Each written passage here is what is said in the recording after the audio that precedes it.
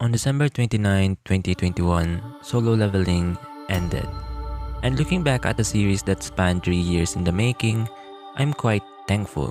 Because it became my gateway into webcomics, or to be precise, manhwas and manhwa. Apart from just consuming mangas and light novels, if it weren't for this series, I wouldn't have bothered getting into it. And now that it's finally finished, I think it's time to look back and give my honest opinion of the series that really got me into webcomics.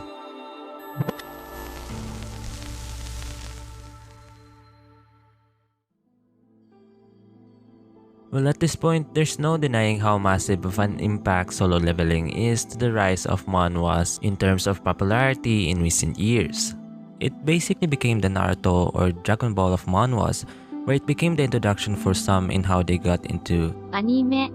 and Solo Leveling is probably at that level as well. Not necessarily, but it's somewhat the gateway into manhwas for some like myself.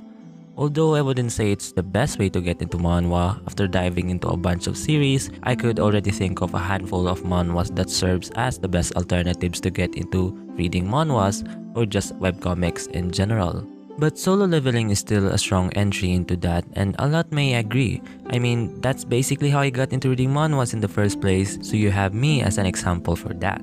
But what more is that Solo Leveling is the perfect bait for all the power fantasy trash like what myself would consume in an anime or manga, and it follows a very shonen style approach with its story arcs, which proves to be successful as well in the manhwa format, and it's no surprise.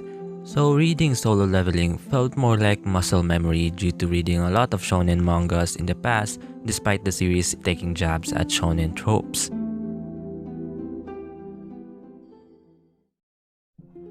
So let's talk about the story. Now, story-wise, Solo Leveling is good. Not the best nor exceptional, but good. Kinda. Well, the first few arcs were definitely the shining glory of Solo Leveling and where it was at its peak. It was the best showcase of how the world of Solo Leveling works, its ins and outs, and its underlying exposition. It will undeniably caught the reader's attention just from the world-building aspects of Solo Leveling. Like what's the reason behind these people suddenly having magical powers in the modern day world, how these monsters appeared suddenly in these gated dungeons. It offers a lot and sets up a very interesting world without delving into the rabbit hole of making a fictional fantasy setting. But other than that, it integrates nicely with how the world of Solo Leveling deals with these dungeons and these newfound magical powers that the humans has. Well, someone needs to fend off humanity from these monsters appearing everywhere, so instead of having adventurers like in every fantasy genre, but instead we now have hunters.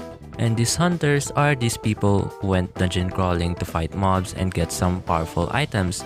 These hunters are then classified and ranked depending on how much power level they have, which sets up a perfect foundation for every power fantasy story to push through, especially with the introduction of the main character himself, Song Jin-woo. Song Jin-woo is arguably the perfect protagonist that Solo Leveling has to offer. Number one reason is that there's not a lot going out for him. He is just a normal kid who happens to be persistent on becoming a full-fledged hunter, risking his life dungeon crawling without having any talent nor aptitude in doing, which sets him apart comparing to any shonen protagonist that happens to already have the cheat code embedded in their genes.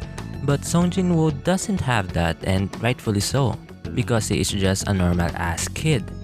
Even becoming known as the weakest hunter, which already oozes a lot of empathy for the readers towards the character, because we want to see him get stronger, and he eventually did, which almost took his life in the process, facing the most terrifying statue straight out of a Dark Souls game, which the whole party along with Song Jin-woo was beaten to a pulp. But after his brave sacrifice, he received the greatest cheat code of the humankind.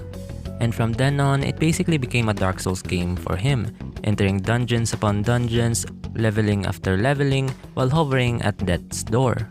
This was the moment that made me realize that Solo Leveling is cool and edgy, just what my age needed at that time, and it continued on after reaching a certain point, as every shonen mangas do. The story has an inevitable flaw, and a flaw that was unavoidable in itself. It lost its fire.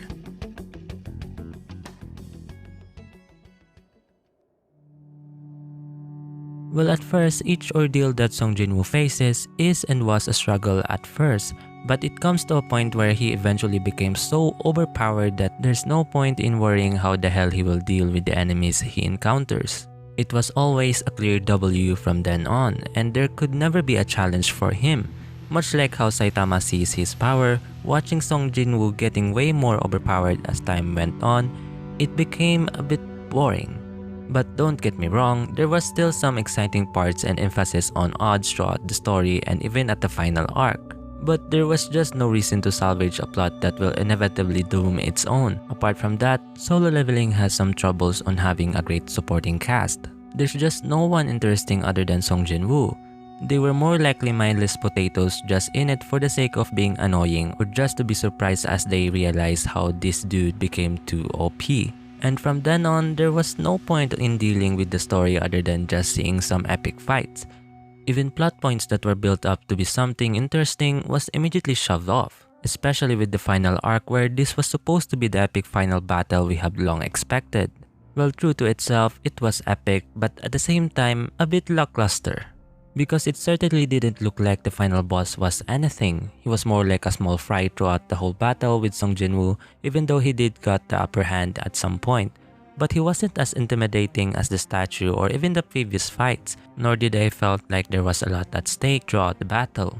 Which again was inevitable given that the whole premise of Solo Leveling is all about this guy getting more overpowered as ever. So when we finally reached the end of the story and we eventually did see everything that the main character has to offer and more in a fight, it kinda lost its edge. It eventually became just any other story of an overpowered protagonist, which is not a deal breaker cause I certainly like an OP protagonist. But it certainly ended up being a lackluster experience for me going on. Though I guess all I really want to say is Solo Leveling isn't the peak of what manhwas or webcomics can do aside from its popularity. It certainly is flawed, but it has well enough of an interesting exposition that made it considerably worthwhile to read despite its problems. It's fun and exciting, which I could never deny, and to be honest, I'm just nitpicking at the flaws with the story and characters, but if you're just looking for some action-packed manhwa to blindly read, then this is going to be at its peak. And without a doubt, I did have a great time reading it. And there's no doubt on the impact it has on the wave of manhwas that support the same premise that it has, becoming what I think it's the benchmark for all the shonen-esque webcomics that follows through with the same formula with its story and character development, which proves that it has some interesting plot point and great ideas.